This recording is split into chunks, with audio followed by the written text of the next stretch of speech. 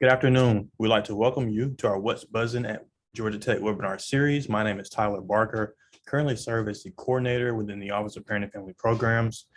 Just so excited to start off a new school year, so excited to just kind of embark on a new journey with our students and just have a great semester of experiences, fun moments, and just fun times. And just we are so excited to have a couple of very special guests with us here today. Dean Stein, and we also have another special guest who he'll introduce shortly. If you have any questions for Dean Stein or our special guest, please utilize the Q&A chat box. Once again, if you have any special questions for Dean Stein or our special guest, please utilize the Q&A chat box. We'll get to those at the end of our presentation. But without further ado, I'd like to introduce our AVP and Dean of Students, John Stein. Great. Thank you, Tyler, and good afternoon, everyone. From my office here at Georgia Tech. It's day 2 of our semester. We have a lot of energy on campus and a lot of excited students to be back, and we're really thrilled that they're back. Today, what I want to do is just give you a little bit of information that I think would be helpful, as I usually do on these webinars. And then also what I've done is I invited a rising second-year student, Jason Schwartz, to join me. I met Jason last year at Week of Welcome and kept in touch with him over the course of the academic whole year. And I asked him to come today because I want to have an interview with him and get him to kind of share some light on his experience in that first year. Typically, this one, we get a lot of first-year families that log on. So this one will mostly be focused on first, but also as we think down the road beyond the first year. So let me begin by giving you some upcoming key dates. Okay, it's important to just get a sense of the semester. So as I said, we're in day 2. Yesterday was the first day of classes. Okay. It still remains a kind of high energy and somewhat confusing time on campus. Why is that? Because students are still trying to sort out their schedules. Okay, they're still adding and dropping, trying to get into the section that they really want to be in. So there's still a lot of movement and fluidity in scheduling. It's not uncommon. This is kind of very typical. It all has to be resolved by Friday. That's the key date in terms of, locking down the schedule for the semester. Okay, so if you're hearing from your student that my schedule is still not set, there's not too much reason to be concerned about that. They should have a core group of classes that they're in. They should be attending those classes and stuff, but they still might be trying to get into a specific section or get off the wait list. There'll be tremendous movement, as I said, as we move through this week, okay?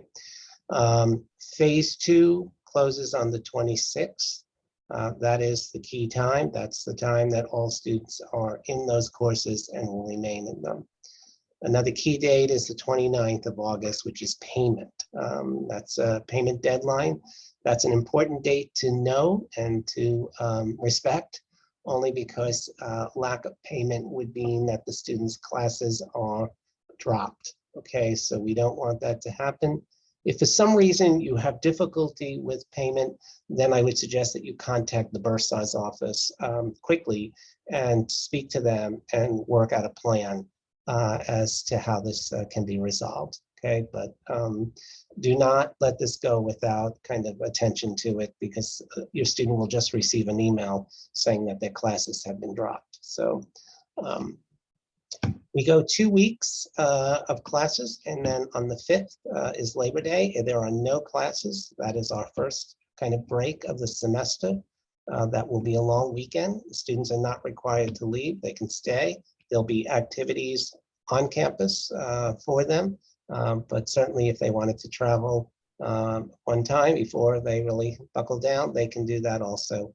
And then key, obviously, is September 16th through the 18th, we have Family Weekend. And I hope many of you are going to be joining us for that. It's an exciting program that Lacey and Tyler and others have pulled together, and I look forward to seeing many of you there. Next slide, please. So we have just come out of Welcome Home and our Welcome Week, the week of welcome, okay? This is a tradition that we started a few years ago. It is the week before classes begin. There's some real goals and intentionality about this week. One, it allows students to come in, settle in, move in, set up their rooms. Two, it allows them to really start getting to know other people. Okay, spend the week attending different events, connect with other students, connect with upperclassmen, learn about tech. The third, I would say, is that allows them to be on the campus and navigate the campus and realize where things are. They can do a walking tour, and they should have done a walking tour of their classes, the buildings, the rooms, so that when classes started yesterday, they know exactly where they're going, okay? It's a good week to kind of figure out the many, many different dining options on campus and where they could go and have a meal. You know, I was told yesterday alone, the first day of classes, 15,000 people were served in the various eateries on campus and across campus, 15,000 just on the first day. So it was a very busy day in terms of our dining program here. And it's also a week to kind of know what's available. You know, if you were rushing, you were part of that experience with Greeks. Otherwise, you could have gotten involved with different clubs, organizations, there's informational meetings, there's ways to learn about the academic support. We hosted a reception, come meet the deans in our Dean of Students office. We had a great turnout. A lot of students came. We got to meet a lot of students. And that's actually where I met Jason last year. And you know, it was a fun experience for us. Okay, we had some key events. Move-in, obviously. I did get tremendously good feedback, positive feedback on Move-in. I hope that was your experience. Many families said it was well organized and that there were people there to assist. The Rock, Ramble, and Roll event happened. You know, there were mega mixers, Rats Night, Rec Fest, silent disco. And then on Sunday morning, we commemorated the beginning of the academic year with convocation in the football stadium with the president and other key administrators. It was very well attended, lots of students there. They received two things that they should hold near and dear. One is their rat cap, which they all put on, and there are pictures online of them all wearing the rat cap. And then the other is that they received their GT pin, which is something they should hold on to, wear on special occasions, and also when they graduate at commencement. Next slide, please. So just some reminders of resources, okay? So the Center for Assessment, Referral, and Education, CARE, is a drop-in center. You can just go in and meet with someone.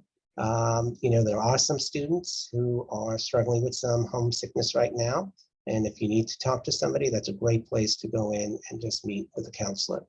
Okay, there are some students that are feeling a little overwhelmed with everything. Just the newness of everything, the size of the institute, the confusion of the beginning of a semester also creates some anxiety for some students. And so this is another reason that students would be going in. I have checked, students are taking advantage of it. They can go in, they can have a half-hour conversation with someone if they need to, just to get a sense of where things are, what resources are on campus, and to feel better. If you know your student is struggling, please, please refer them to either the dean's office or to CARE so that they can get the help and have the conversation that they need to. Obviously, my office is in the same building. We're in the Flag building. CARE is downstairs on the first floor. The Dean of Students office is on the second. We are already having appointments with students who are asking to come in and talk and stuff. So not unusual in the beginning. You know your student and you know how they deal with transition and navigate change. And so some students just can walk through it and it's fine. Other students need a little bit of help, right? And so we're here, we can help them. We don't want to make too much of an issue of it. Just kind of, it's a normal thing to feel a little bit overwhelmed at times with something new. So again, just reassure them and refer them to us and we can assist them. Next slide. So in this moment, most first-year students are probably not thinking, I'm going to need some academic help. Okay, they've come in, they've done real well in high school. They're very confident about their academic skills and stuff, but they will soon, some of them will soon quickly realize that they may need some academic help. That tech is a little bit different, or a lot different than high school, and the rigor of the place and the demands of the place do at times really cause students to have to reach out. So I want to just review some of these. Okay, we have a lot of academic support. Academic coaching.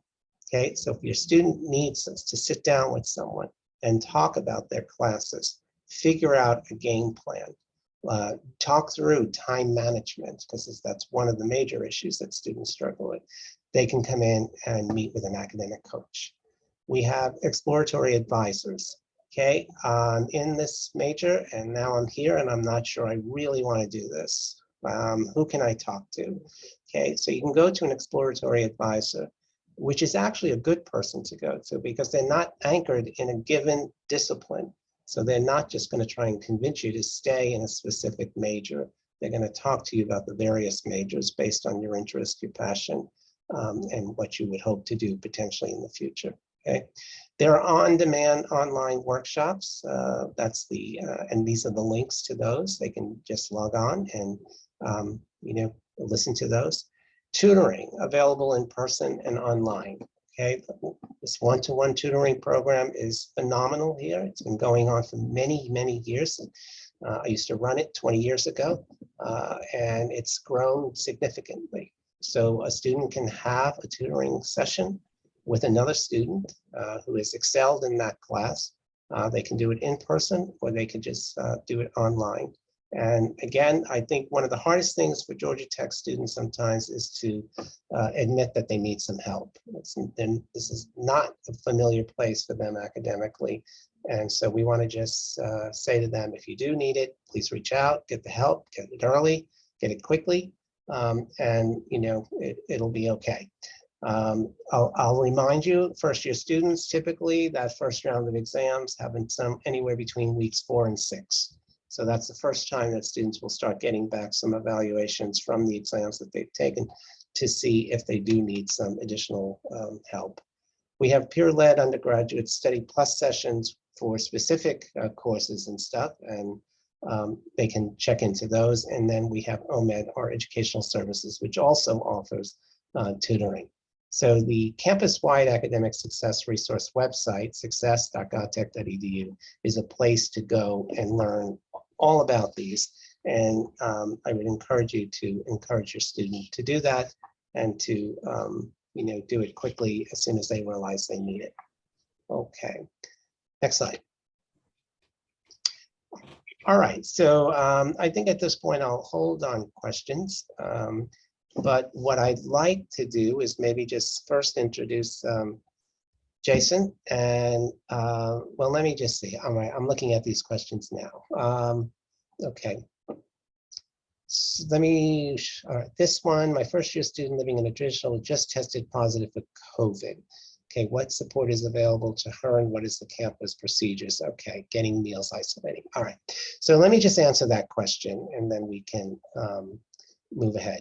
So if your student is diagnosed with COVID, they should quarantine in their room, okay? And they should work with the housing staff and the dining staff to have meals delivered, okay? We can arrange for that to happen, okay? But they just need to inform someone that, and I would typically start with the RA, to inform the student that they are in isolation, they've been diagnosed with COVID, and they are in need of some meals, and we will work that out. The other thing they should do is email my office, the dean's office, and let us know. And then what we will do is we will email their faculty. We won't say the diagnosis, but what we will say is that the student has a medical situation that's preventing them from going to class. And that will put a place marker there for the student in terms of missing class so that it's not working against them. Okay, so those are the things I think that would be important. Okay. All right, let me go towards a conversation with Jason, and then we'll come back to questions after that. As I said, I met Jason last fall during the week of welcome. He came to an event that we hosted in the dean's office. And he kept in touch through the whole year, and I had a sense of kind of how his year went, and kind of I thought it would be interesting for you to hear from a rising second-year student. Jason, I'm going to ask you to introduce yourself, say a little bit about where you're from, your major, and maybe if you could think about, as you reflect back on that first year, what's, your most memorable memory or fondest memory as you think back to your first year at Georgia Tech? Sure, yeah. Well, thank you for having me, Dean Stein. I'm happy to be here. My name is Jason Schwartz. I am a mechanical engineering major. I'm a rising second year, and I'm from upstate New York, right outside Albany. Looking back on my first year, I'd have to say just like my most memorable experiences have just simply been the people I've met. I mean, everyone here I know is just so driven, and everyone here like cares so much about what they do. And even just living in my dorm, I met so many people who, were just like already created companies and stuff. They're just the most driven people. They helped me a lot in my academic endeavors. And as Dean Stein said, Georgia Tech is a very humbling experience. So I promise that every student is going to feel, struggle throughout their time here, as I did in my first year. And just knowing that all the resources he mentioned were there for me, like the one-on-one tutoring and all my TAs and plus sessions, and even just my friends to help me, just made me feel a lot more comfortable during my first year. So if you think back to that first year, what's the biggest change you needed to make between high school and coming to Tech? I think a lot of students can relate when I say, you come from high school and you're a very successful student, and you're top of your class, and maybe you don't have to study as much as your peers, and you get to Georgia Tech and you think that philosophy is going to hold for you, that you're just naturally going to be at the top again, and you're naturally not going to have to put in work. And that's just simply wrong. You're going to have to work very hard. It's incredibly different from high school. Like, no matter where you were in your high school standing, it's a hard place, but it's doable. It's doable with the resources that are provided for us. Absolutely. But the biggest change was, as you mentioned earlier, like I needed to put myself out there and ask for help at times. And I did, and I eventually succeeded because of it. But a lot of people are going to be uncomfortable to ask for help. And I would just encourage people to use the resources that we have. And I know that this summer you actually did an internship. So maybe talk about your decision to do an internship right after your first year, and was it difficult to actually secure that internship? Sure. So, this summer I had a mechanical engineering internship back in New York. And another option of mine was studying abroad at Georgia Tech Lorraine, which is a great program we have. A lot of my friends went over to Europe, studied abroad, took Georgia Tech classes all summer. So that option was obviously also open to me, and I decided not to do that. I just decided that I really was passionate about what I was learning my first year, and I wanted an opportunity to, start applying it. So I just started looking for internships, and I figured it's my first summer. Looking near where I live would be easiest. So it was definitely a difficult process. Having an internship after freshman year isn't like a super easy thing to obtain. But if you reach out to enough people, I think it's still very attainable. So I just started emailing some engineering firms around my area. And I ended up at this materials science engineering firm where I was machining parts, doing some R&D, some quality control. And it was definitely a good experience. And I definitely was able to apply what I learned my first year to that internship. Okay. And as you think about your second year, what goals have you set for yourself for this year? Yeah, sure. So first off, I liked what I did in the summer. So I've started to apply for some internships for the summer following this year. Now is about the time I would start applying. So goal of mine is to get an internship by the end of the year. Hopefully something that has to do with CADing or design. That's where one of my passions lie. I wanna not only maintain a good academic standing, but I also am setting a goal to kind of get a bit more involved in the Georgia Tech community. I would say my first year, I was focused a lot on academics, as a lot of students are. Like, it's a huge transition. So I was definitely focusing on my classes a lot. And now that I kind of settled down, I understand what the classes are like. I feel like I have a bit more time now that I understand how Georgia Tech works a bit. So I'm looking to join maybe a few clubs, maybe apply for a TA position, just get a bit more involved in the community at Georgia Tech. Okay, all right. Jason, you might be able to answer this question. It says, can you please elaborate on GT fraternities? How do they help shape the future of a student? Jason is a part of a fraternity, so how would you answer that as a student? Yeah, absolutely. So I came in to Georgia Tech not wanting to rush because I was so unsure on what fraternities meant. And I only understood the stereotypes of what we hear about fraternities. I ended up rushing in the spring after my fall semester. And I realized that actually it's a lot more than just the stereotypes we hear. It's a lot more than just a social club.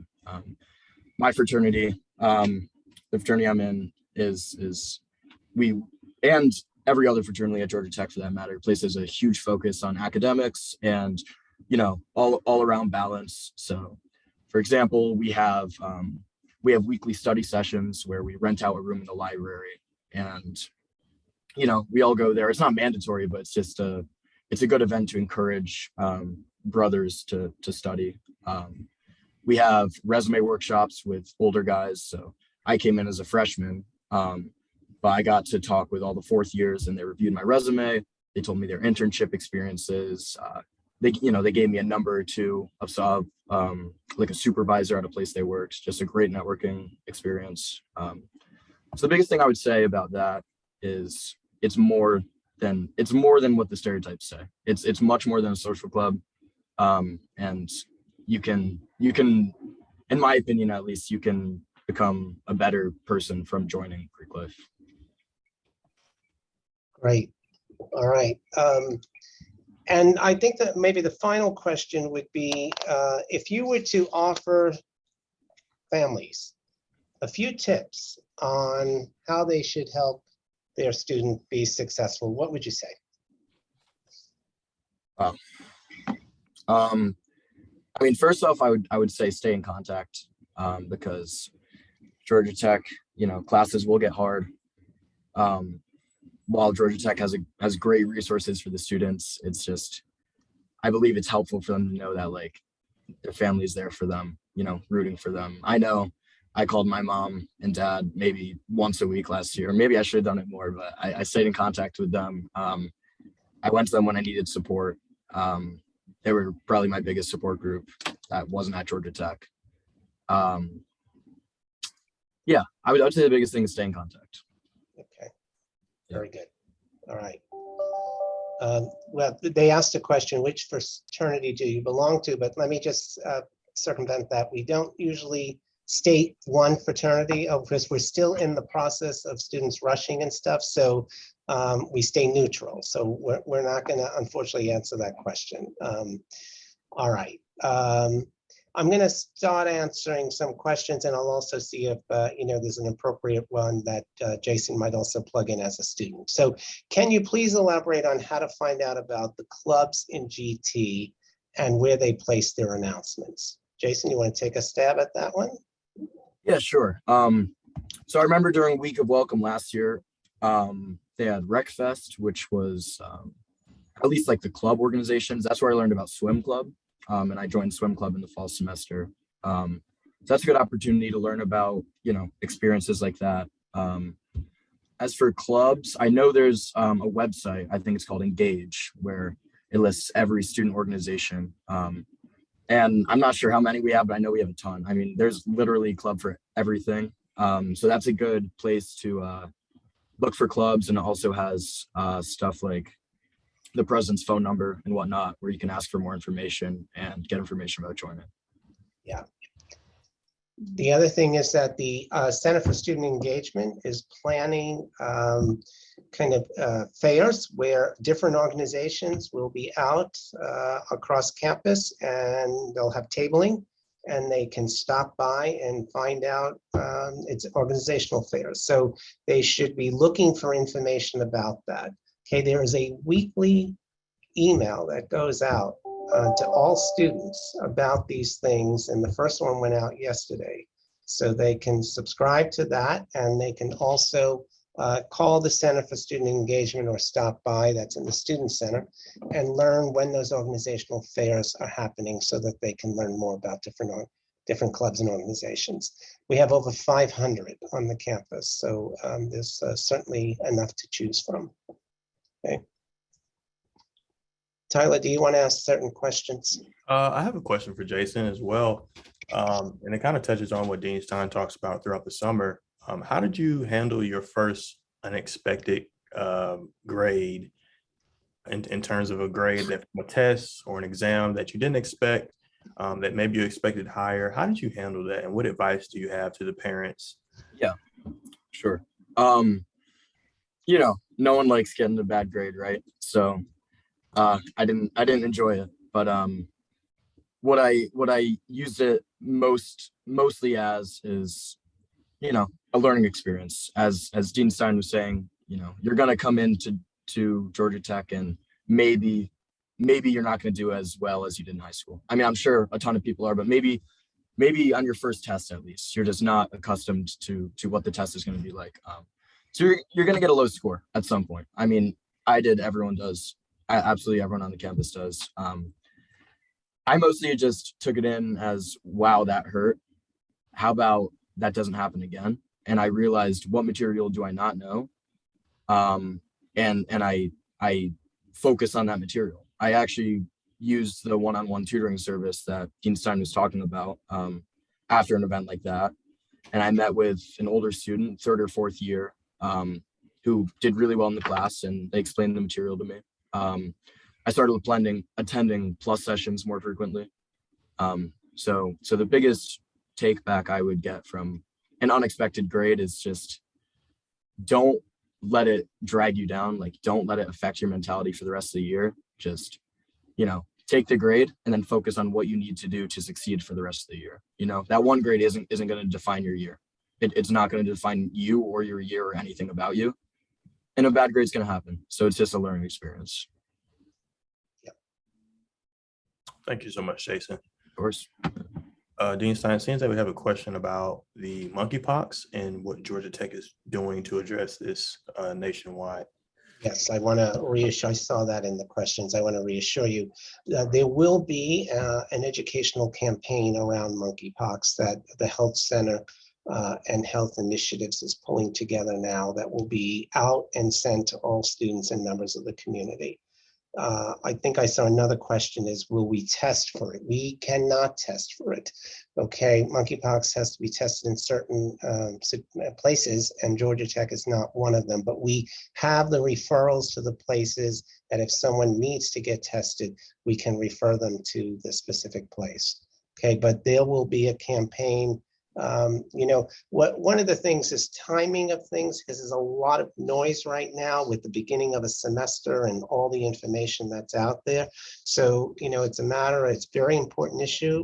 We will be sending things out, but we don't want it to get lost in everything else. So very soon we will be doing a kind of educational campaign on this, along with also reminders around COVID and testing and everything else that students need to be reminded of. So, Dean Stein, what advice would you give to a student who is unable to meet with their advisor and still having some scheduling difficulties with registration? Yeah, not uncommon. Advisors are overwhelmed at this point with the number of students trying to talk to them about specific courses and stuff. What I would say is if a student is really trying to get into a specific class is to talk to the faculty member, email the faculty member, go to the office hours of the faculty member, explain why you need that class, and if there's any possibility, they may be able to help link you to the advisor. Or I would suggest that you stop emailing the advisor and show up on their doorstep. Just go to their office, go to where they are, introduce yourself and say that, you know, I'm running out of time and I really need to have a conversation about this. Okay, to be very proactive about it and initiate what you need to do to make something happen. Okay. What else?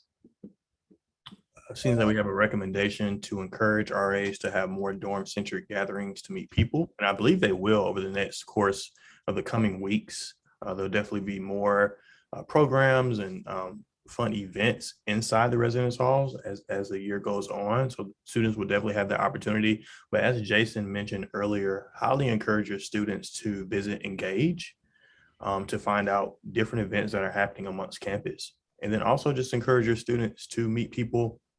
Just go out and explore campus if this is their first year. Go to the library. Just introduce themselves to somebody sitting at a table. Go to the campus recreation center. If they see somebody at another equipment piece working out, just say, hey, how you doing? Explore the intramural sports and things of that sort.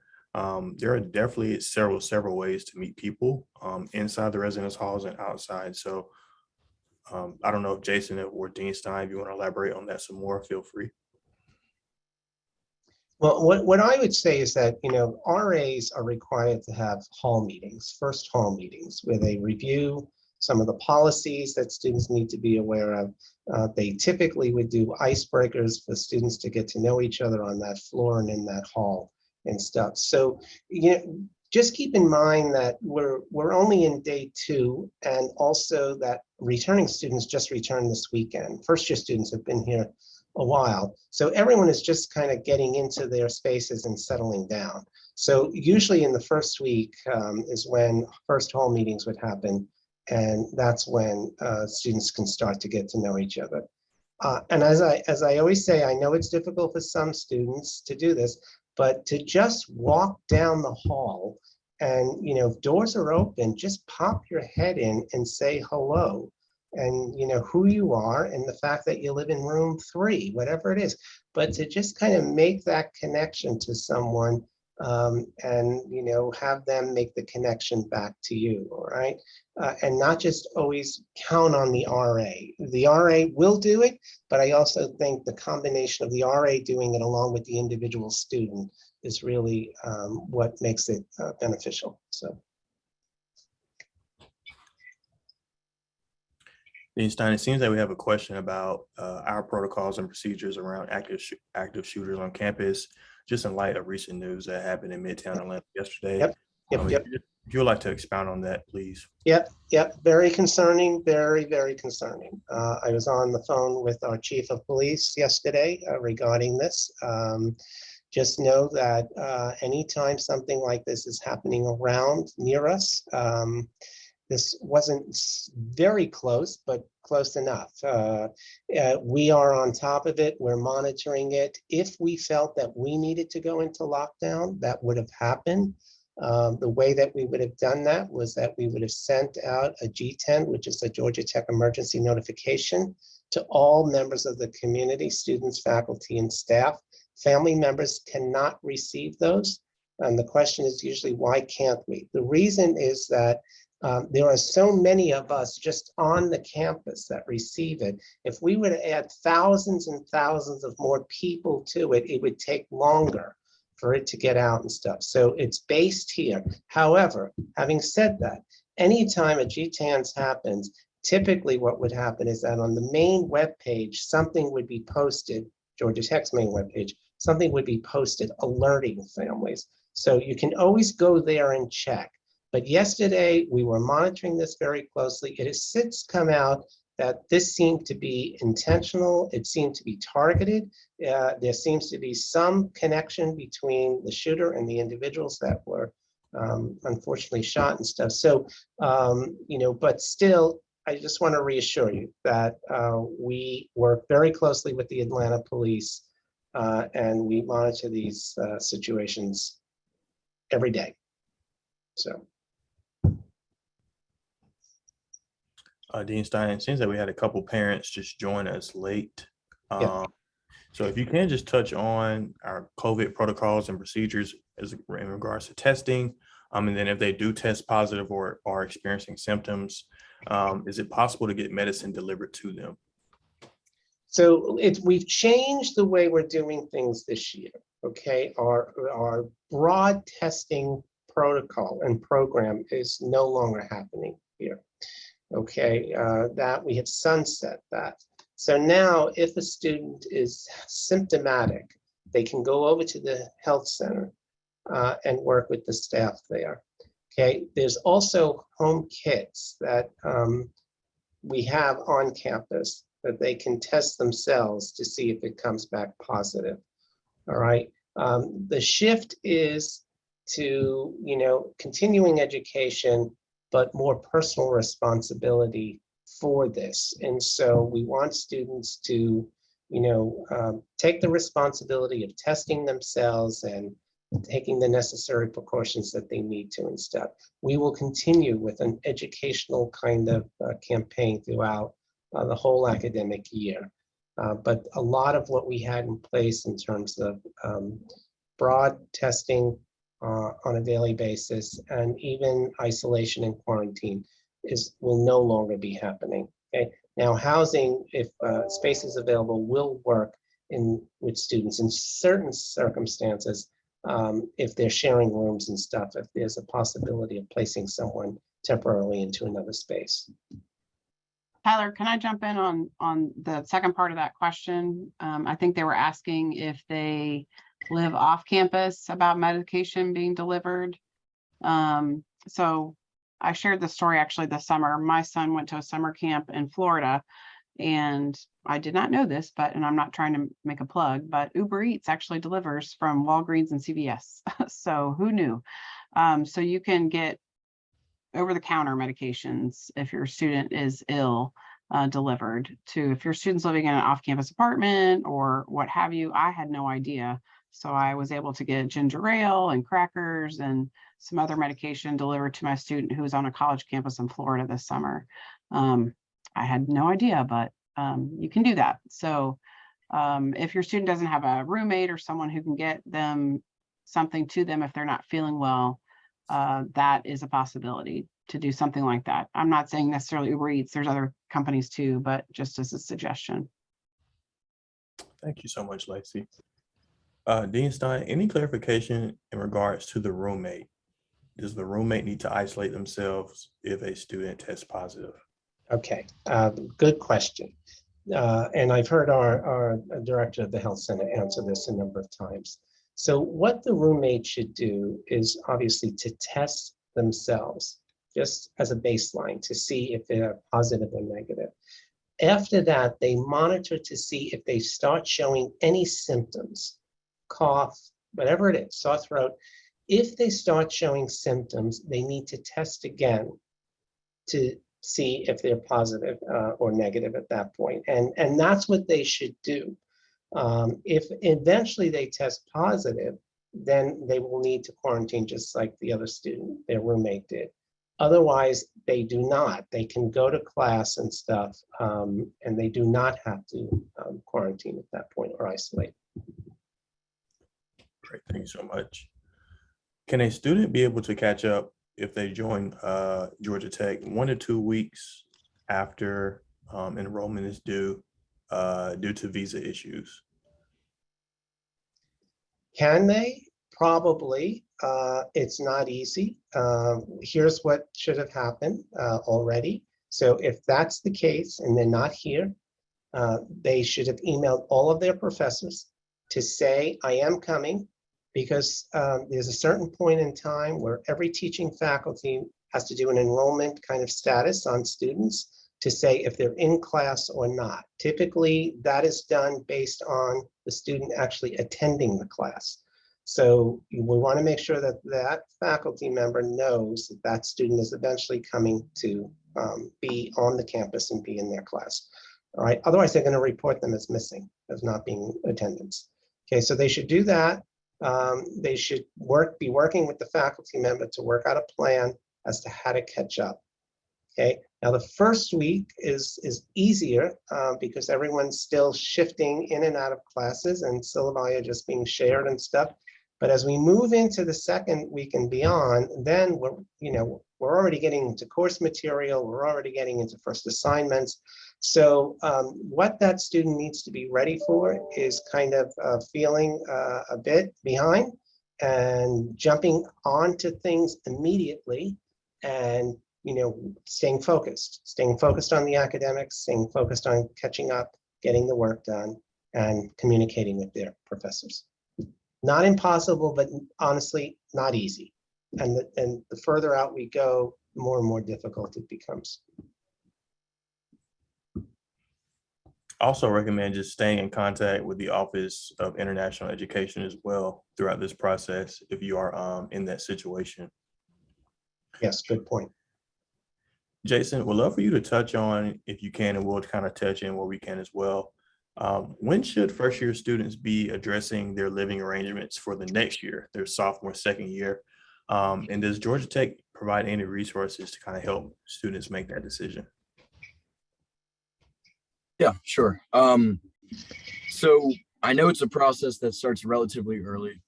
I believe my friends who are living in off-campus apartments started looking for that at I believe mid to end of the fall semester. Georgia Tech also offers on-campus housing at North Avenue apartments, which I'm sure Dean Stein can talk more about. I'm not too familiar with that, but they're also the main options are the off-campus apartments, which are mostly in Tech Square, so they're not too far, pretty easy commute. And then Greek Life also offers housing if that's a route that a student goes. Yeah. So for on-campus housing, spring semester. So what they should be, as soon as we get back after our break from the fall term, they should remain focused and read emails because that's where the information will come out, is the emails and other sites. And there are deadlines. And I'm going to just say this really clearly. They need to pay attention to the deadlines. Okay, because if they don't pay attention to the deadline and they do not apply for returning student housing, they will end up on a wait list. And this year, we started the academic year with 1,200 students on a wait list.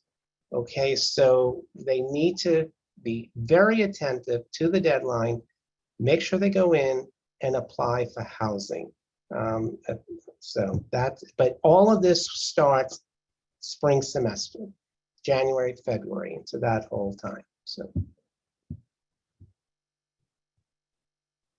is there any way we can get somebody to weekly clean the bathroom for the suite? No, I'm going to be honest with you. I mean, no, we don't have a housekeeping service here like that. It is really up to the students to figure out a schedule and a responsibility for doing that. It's to everyone's advantage to do that, both health-wise and sanity-wise and sanitary-wise and stuff. So yeah, it's a matter of just the guys or the women committing, and I will say that our women do a better job in this case than most of our men, but they need to just talk and they need to figure out a plan on how to do that. Okay. Yeah. Jason, just a quick question for you from a general standpoint. If you don't have the answer, it's okay. If you can just maybe touch on the average cost of fraternity life on a yearly basis, if you can. Every fraternity or sorority is going to cost different amounts, but general idea is that if you live in the house and include dues, that can be cheaper than some off-campus options. I'm not too positive on an exact number right now, especially because it varies so much. But they do cost extra, but they also have their trade-offs, their pros and cons. Thank you for that.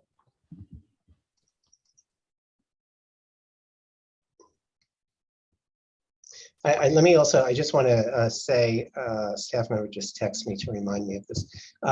I do want to just remind people that the Dean of Students Office is celebrating its 100th anniversary this year. So we will be celebrating that through this whole school year. 100 years ago is when the Dean's role was established here at Georgia Tech. And it happened because students requested it. And so this is the 100th anniversary, and so we had a kickoff, a little bit of a celebration this week, which students were part of and stuff. So we'll just continue to do that as we recognize the men and women that have served in the role and continue to serve in the role, even now in assisting students here at Georgia Tech. So. Jason, if you can, just talk about some ways students in their first year can reduce stress as the year goes on with rigorous courses and their test schedule, attending a football game, volleyball, just going for a walk, just some things that students can do to kind of help just have a sense of normalcy. Yeah, sure. I mean, I am happy, very proud to be Yellow Jacket. Obviously, I have my rat cap up there and my flag, sting 'em. Going to games is a great way with friends and whatnot. But besides that, as Dean Stein covered, utilizing care if you really have to is important.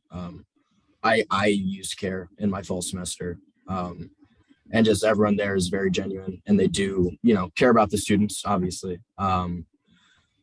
Yeah, I mean, going for walks is great. Listening to music. I think it's just you kind of have to figure out what works for you. What worked for me was, just listen to music. I tried meditating a bit. I like going to the gym. So when I had a really stressful day, I would go to the gym, but that's just what works for me, of course. Another student may not think of that as a de-stressor. So it's really just whatever works for you. It's just going to be a little bit of trial and error at the beginning of the semester, in my opinion. Yeah, and let me just add to that. I think what I would say is that, it's hard to know exactly what any given student would benefit in relation to stress, okay? Because it's so dependent on what that student's going to respond to, right? So generally, I would say students need to find something that brings them joy, that brings them relaxation. For some students, it's going for a run. Other students, it's working out. Some students, it might be music, right? Other students, it's just being in the company of other students and talking. And so whatever it is, and what we just say to students is kind of think that through, figure out what it is, but do it. Okay, don't give it up. Don't say, I'm too busy. I have too much going on that I don't have time to do this, okay? Because a half hour of something might be extremely beneficial and might actually you'd be more productive than just plowing through it and thinking I have no time to enjoy myself. I think back to a student years ago who was a master pianist and played piano her whole life and came here and was stressing out and she was almost through her whole first year. And she came in and talked to me and shared this with me. And I said, when have you played the piano since you've been at Tech? And she said, never. I haven't. Okay. And I said, well, that's your homework today. I don't want to add anything to your list, but I'm giving you one more assignment. We're going to find a piano. You're going to sit down and you're going to play the piano for a few minutes. Okay. And we did. I found her a piano on campus. She went over, she sat down, and it just reconnected her with something that brought back just a sense of calm, enjoyment. And this is what students have to do. And And parents, let me just say that you're not going to be able to do that for them. Now, you can remind them of things that you remember them growing up that they enjoy, right? And you should do that. But they've got to find it, and they've got to commit to doing it and holding on to it for themselves, okay? Otherwise, they're gonna get annoyed at you, keep reminding and reminding them to do it. So, just try to convince them to see the benefit of doing it themselves, so. Great. Thank you so much both for those wonderful answers. Are there any plans to update dorms? Do we need to talk to our state representatives to help get funding? Yeah, you don't need to talk to the state rep. I really appreciate that. But here's what I'm going to suggest. I'm going to suggest that Tyler and Lacey plan one of these with our vice president for campus services and our director of residence life and housing. I just got an update this morning about a new residence hall that's being planned and others that are being read. There is a master plan in terms of renovation and potential new residents coming on in light of our enrollment growth. So I think the best way to do it would be to, one, reassure you what I just said, and two, to get them to be part of a webinar like this where they can actually review the master plan and the timing of when certain things will happen. There are, every year, there are buildings that are basically closed down in the summer and renovations are done, okay? Not huge renovations, sometimes that happens, but more modest renovations. And then other times we take buildings offline and really renovate them significantly, so. Yes, and we do have a webinar with dining and housing coming up Perfect. very soon. We'll get more scheduling information out very shortly. Right, good.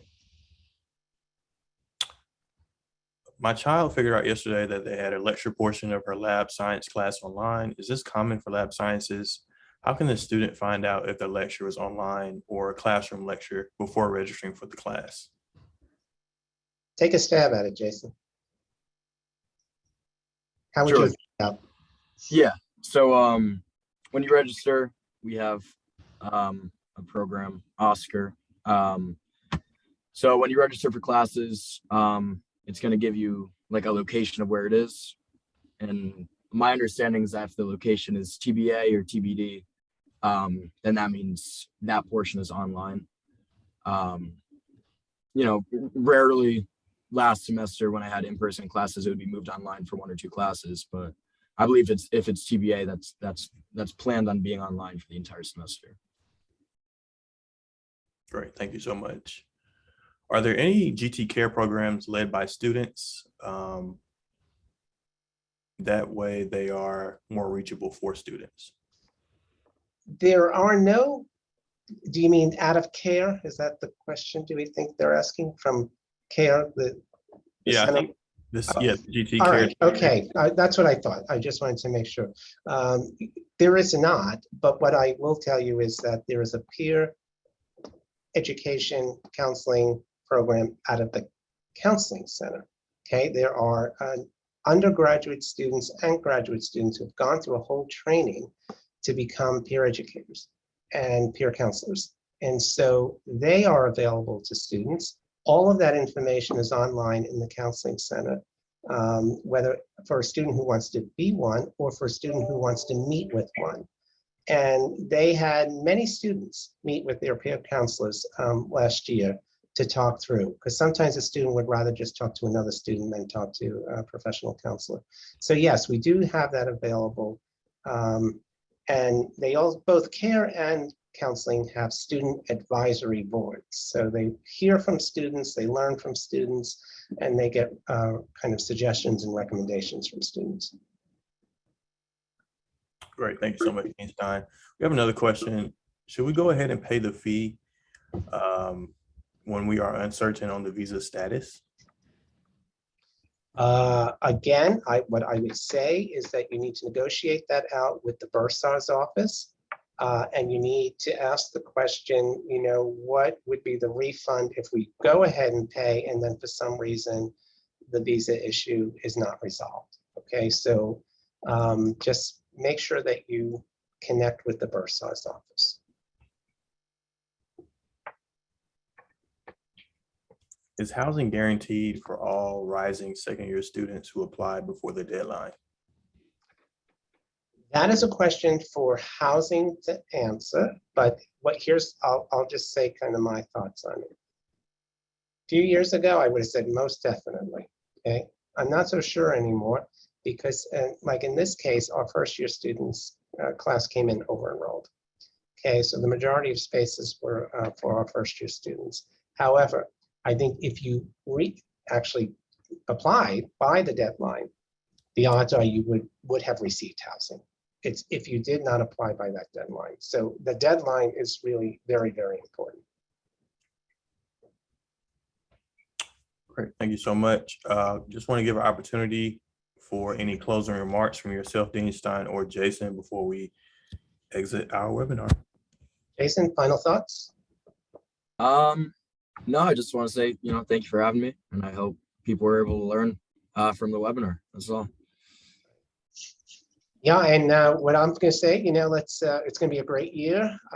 Please, if anything comes up and you need some guidance, just reach out to me and I'll do my very best to assist you. Thank you for joining us today.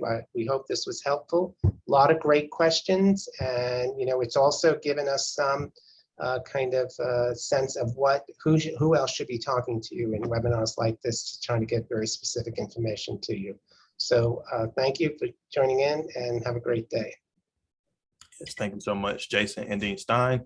Just like to say, please know that this webinar will be recorded and posted to our YouTube channel within 24 hours, parents.gatech.edu if you visit our website under the Stay Connected tab under virtual recordings. Also, please mark your calendars for this upcoming Friday at 3 p.m. We will have our Georgia Tech Police Department on a live webinar to answer questions, kind of go over some policies and procedures as it relates to campus safety, and really just hear from you all and kind of answer anything, any concerns or just any protocols and programs that we have in place here on campus to keep students safe. So I highly encourage you to mark your calendars for that.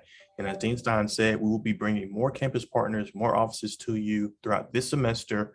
So that way you can kind of engage, interact with different offices on campus and just kind of learn more about GT and how to support your student. If you have a question that did not get answered today, or if you have a further question that may come about, please email us parents@gatech.edu. We would love to connect you to different offices on campus to get your question answered, or we can answer it ourselves. But with that being said, thank you so much and have a great day.